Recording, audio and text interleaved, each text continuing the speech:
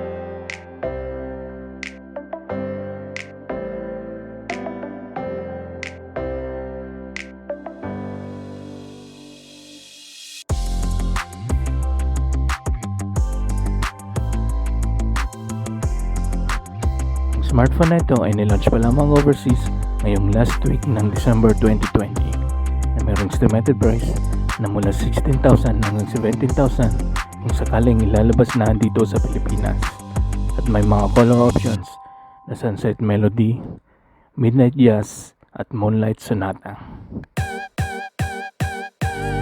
Para po maging updated sa ating mga bagong video, maaari lamang i-like, i-share at mag-subscribe sa ating YouTube channel. Maraming salamat po.